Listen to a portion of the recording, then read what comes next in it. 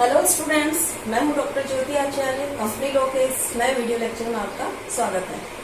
आज हम पढ़ेंगे, आज पढ़ने से पहले मैं आपको रिमाइंड करा दूं कि पिछले लेक्चर में हम क्या पढ़ चुके हैं। सबसे पहले फर्स्ट वीडियो लेक्चर जो हुआ था हमारा, उसमें हमने पढ़ा था कंपनी की जो इंट्रोडक्शन है, इतिहास है, पहली कंपनी कब बनी, उसके बाद में कब कब अमेंडमेंट हुए, संशोधन हुए और नए नए अधिनियम कब बने हैं, यहाँ तक हमने पढ़ा था। फिर कंपनी अधिनियम की विशेषताएं पढ़ी थी। ये याद रखने वाली बात है कि कंपनी अधिनियम की विशेषताएं हम पिछले लेक्चर में पढ़ चुके हैं और आज हम कंपनी की विशेषताएं पढ़ेंगे। कंपनी की क्या विशेषताएं होती है, तो कंपनी अधिनियम 2013 की विशेषताएं हम पिछले या लास्ट वीडियो लेक्चर में हम पढ़ चुके हैं।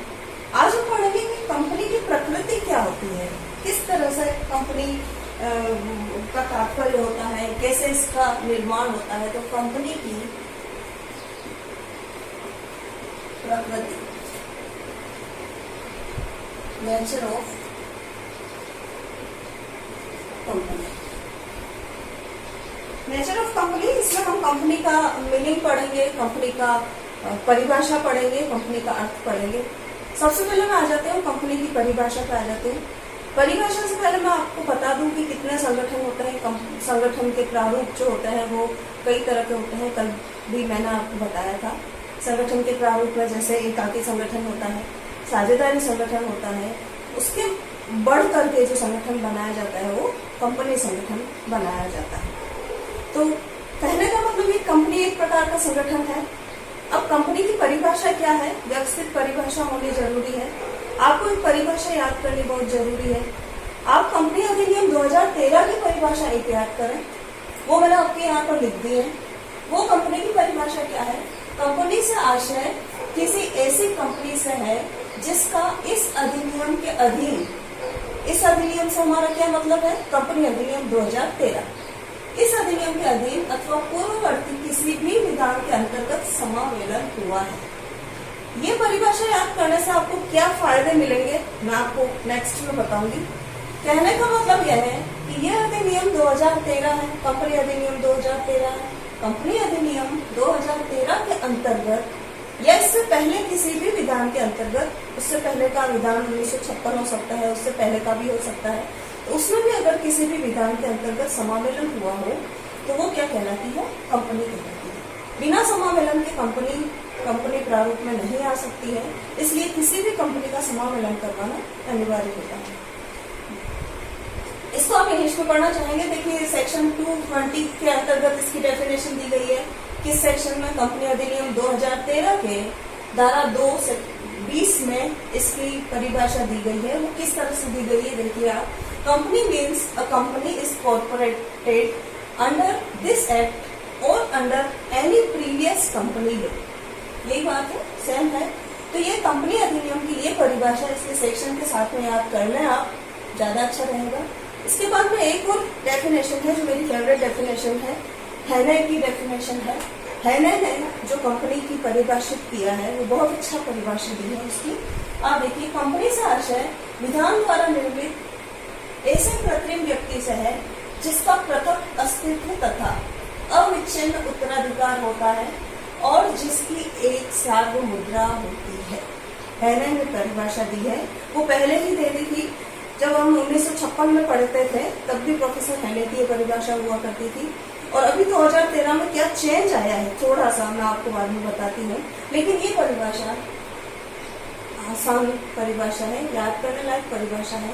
और ये दोनों डेफिनेशन याद करने के फायदे आपको क्या होंगे, इसी में से निकल के आएगी विशेषता, कैरेक्टरिस्टिक्स जो है इसी में से निकल के आएगी। देखिए, सबसे पहली विशेषता हम ये देख लेते हैं कि इसका क्या होना, विधान द्वारा निर्मित कंपनी व्यक्ति, इसका समावेलन अनिवार्य है। एक विशेषता तो ये आ गई। इसमें देखिए आप, कंपनी से आशय विधान द्वारा निर्मित कृत्रिम व्यक्ति है। यह कृत्रिम व्यक्ति है, किसके द्वारा निर्मित, विधान द्वारा निर्मित है। इसका क्या होता है, पृथक अस्तित्व होता है और इसका क्या होता है, अविच्छिन्न उत्तराधिकार होता है। और इसी को क्या कहते हैं, कंपनी कहते हैं। और इसकी एक क्या होती है, सार्वभौमिकता। आपने देखिए इसमें कंपनी की विशेषताएं निकल के आई है। कुल कितनी विशेषताएं निकल के आई है, 1, 2, 3, 4, 5, 6। 6 विशेषताएं तो आपकी इसी में से निकल के आ गई है, प्लस आपको 2 परिभाषाएं भी याद होगी। कहने का मतलब कंपनी का आशय क्या होता है? कंपनी विधान द्वारा निर्मित एक कृत्रिम व्यक्ति है जिसका जन्म विधान द्वारा निर्मित होता है और जिसका पृथक अस्तित्व होता है तथा उसकी एक सार्वभौम मुद्रा होती है। ये आपको याद रखना चाहिए। अब हम नेक्स्ट टॉपिक जो पढ़ेंगे वो पढ़ेंगे परिभाषा। याद करें आप अच्छे से, दोनों परिभाषाएं छोटी है, ज्यादा डिफिकल्ट नहीं है। इसको आप सेक्शन के साथ याद करें। कंपनी अधिनियम 2013 के सेक्शन 2A में इसकी परिभाषा दी गई है पहले, और एक कहने की डेफिनेशन मैंने आपको लिखी है जो मैं ज्यादातर याद करने के लिए बच्चों को कहती हूँ, आपको भी ये याद करनी चाहिए। अब निकल के आती है कंपनी की विशेषताएं। देखिए लास्ट लेक्चर में हमने पढ़ा था कंपनी अधिनियम 2013 की विशेषता। थोड़ा सा अंतर है, यहाँ कंफ्यूजन होता है बच्चों को कि कंपनी अधिनियम की विशेषताएं आई है या कंपनी की विशेषताएं आई है। तो ज्यादा फर्क नहीं है, अधिनियम अलग है, कंपनी अधिनियम में थोड़ा सा फर्क है, लेकिन आपको ये फर्क को जान लेना जरूरी है कि कंपनी अधिनियम की विशेषताएं अलग होती है और कंपनी की विशेषताएं अलग होती है। अधिनियम में कृत्रिम व्यक्ति वाला कोई उसमें प्रावधान नहीं किया गया है।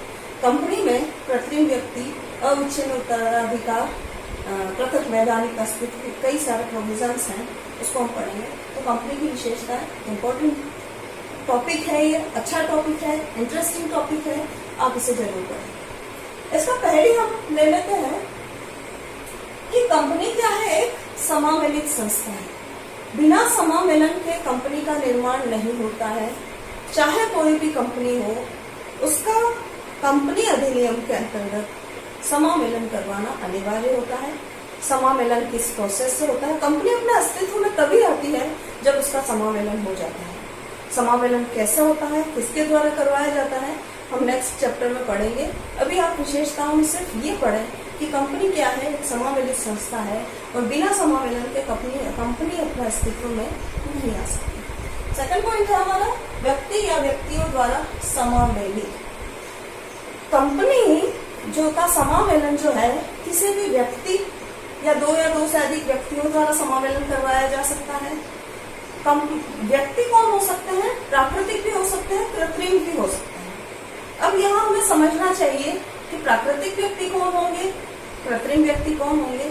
कृत्रिम व्यक्तियों में किसी भी अधिनियम के अंतर्गत समावेलित वो संस्थाएं सम्मिलित हो जाती हैं जो कि सरकार द्वारा उसका जिसका समावेलन करवाया जा चुका है या पहले से ही निगम के रूप में वो काम कर रही है, तो वो आपकी हो जाती है कृत्रिम व्यक्ति। मतलब उस व्यक्ति में व्यक्ति या व्यक्तियों द्वारा समावेलन करवाया जाता है। और व्यक्ति या व्यक्तियों में व्यक्ति में कौन कौन शामिल होता है? कृत्रिम व्यक्ति भी शामिल होता है और प्राकृतिक व्यक्ति भी शामिल होता है। प्राकृतिक व्यक्ति आप पता है ईश्वर की देन है, जो हम प्रकृति के द्वारा हमारा जन्म होता है, तो वो हम प्राकृतिक हैं। लेकिन कृत्रिम व्यक्ति में वह सभी समावेलित कंपनियां तथा अन्य संस्थाएं अधिनियम या संसद या विधानसभा के विशेष कानून के अधीन निर्गमित या सृजित हैं, वो सारी कृत्रिम व्यक्ति कहलाती है। ये आप समझ लें। मैं आपको फिर से बोल देती हूँ कि समावेलित कंपनियां तथा अन्य संस्थाएं जो किसी अन्य अधिनियम या संसद या विधानसभा के विशेष कानून के अधीन निगमित या सृजित हैं, वे सभी कृत्रिम व्यक्ति कहलाती हैं। अर्थात कोई भी कृत्रिम या प्राकृतिक व्यक्ति कंपनी का समावेलन करवा सकता है।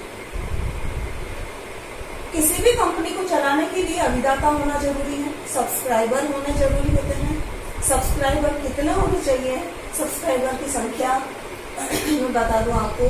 कंपनियां अभी हम जो मेन जो पढ़ते हैं वो कौन सी है? OPC 1 person company, private company, निजी कंपनी, सार्वजनिक कंपनी, पब्लिक। ओपीसी के लिए न्यूनतम अभिदाताओं की संख्या या सब्सक्राइबर्स मेंबर जो होते हैं वो कितने सब्सक्राइबर होने चाहिए? न्यूनतम 1 सब्सक्राइबर होना अनिवार्य है। प्राइवेट कंपनी के लिए 2 सब्सक्राइबर, ये है आपके ओपीसी के लिए। ओपीसी ये प्राइवेट के लिए और ये पब्लिक कंपनी के लिए।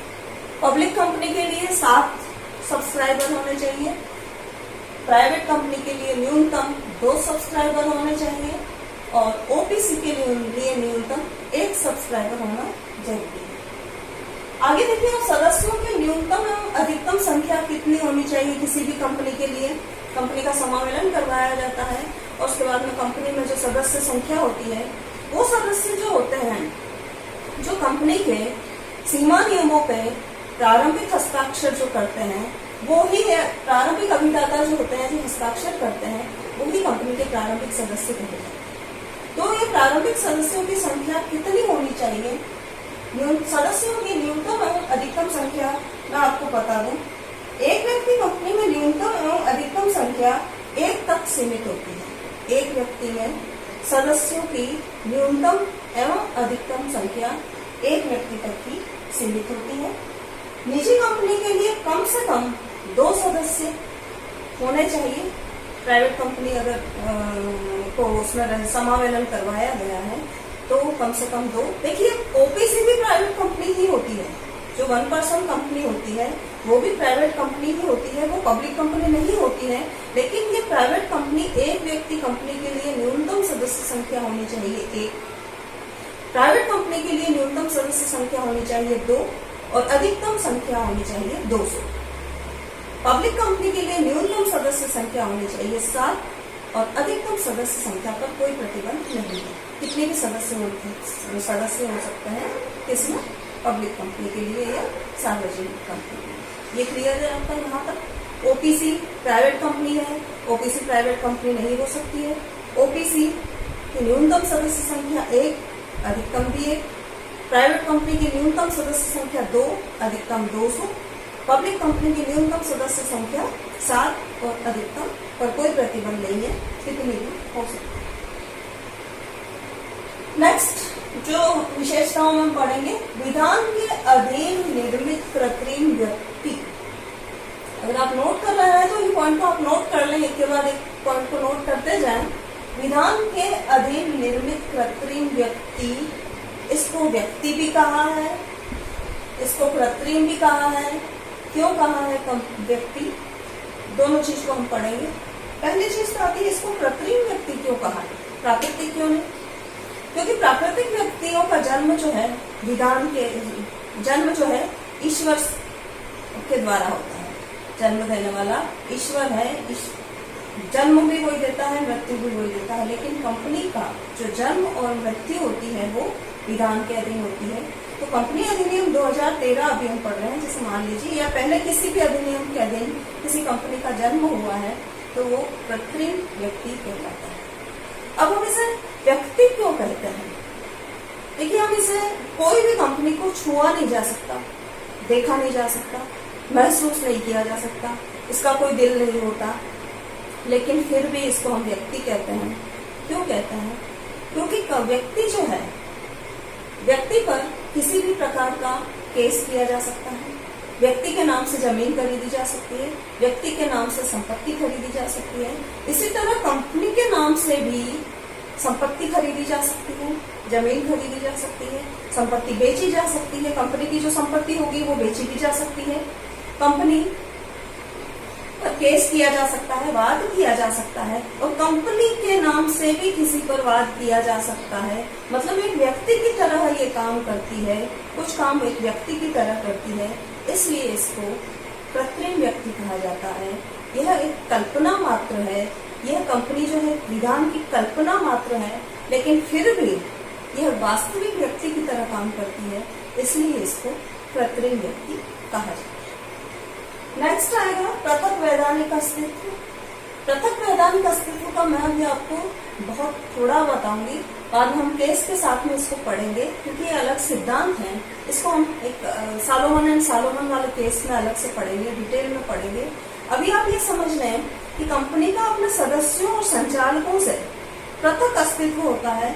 मतलब उस कंपनी को सदस्यों और संचालकों की, कंपनी की संपत्ति जो है अलग संपत्ति होती है, वो सदस्यों और संचालकों की संपत्ति नहीं होती। इसी तरह सदस्यों एवं संचालकों की जो संपत्तियां हैं, अपनी पर्सनल संपत्तियां हैं, वो कंपनी की संपत्ति नहीं होती। कुल मिलाकर के कंपनी का क्या होता है, पृथक वैधानिक अस्तित्व होता है सदस्यों एवं संचालकों से। ये याद रखें।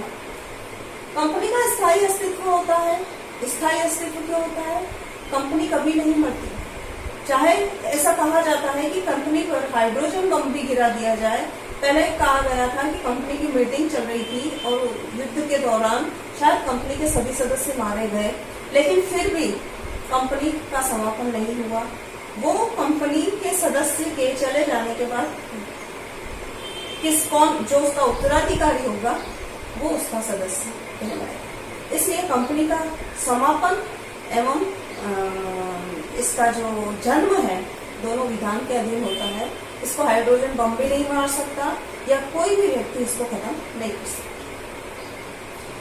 कंपनी की सार्वमुद्रा, पहले क्या होता था, एक सील हुआ करती थी, एक खुदी हुई सील हुआ करती थी। वो सार्वमुद्रा या सील लगने के बाद में संचालक मंडल के मेंबर्स जो होते हैं वो साइन करते थे, तब वो कोई भी प्रलेख जो है रजिस्टर्ड माना जाता था, वैलिड माना जाता था। रजिस्टर्ड तो क्या कहेंगे उसको, वैलिड माना जाता था। लेकिन अब सार्वमुद्रा होना अनिवार्य नहीं है, लेकिन संचालकों के हस्ताक्षर होने ही पर्याप्त है। तो यदि कंपनी चाहे तो उसे सार्वमुद्रा बना सकती है, कंपनी की सार्वमुद्रा का निर्माण करा सकती है, और अन्यथा न चाहे तो वो कंपनी की सार्वमुद्रा उसको बनाना जरूरी नहीं। सीमित दायित्व, कंपनी का के सदस्यों का दायित्व उनके द्वारा खरीदे गए अंशों तक ही सीमित होता है, उनके द्वारा चुकाई गई अदत्त पूंजी तक ही सीमित होता है। इससे ज्यादा उनका कोई दायित्व नहीं होता है, कोई लायबिलिटी नहीं होती। इसी तरह गारंटी द्वारा सीमित कंपनी जो होती है उनके द्वारा दी जाने वाली गारंटी तक ही उनका दायित्व होता है, उससे ज्यादा उनका कोई दायित्व नहीं होता। नेक्स्ट लेते हैं हम अंश पूंजी। कंपनी की अंश पूंजी, कंपनी की जो समावेलन है, अंश पूंजी के साथ भी पंजीकरण करवाया जा सकता है। कोई भी कंपनी को पंजीकृत करवाया जा सकता है और बिना अंश पूंजी के भी कंपनी को पंजीकृत करवाया जा सकता है। पहले मिनिमम अंश पूंजी होना अनिवार्य था, लेकिन अभी वर्तमान में कंपनी अधिनियम 2013 में अंश पूंजी वाली कंपनी के लिए भी न्यूनतम अंश पूंजी का होना अनिवार्य नहीं है।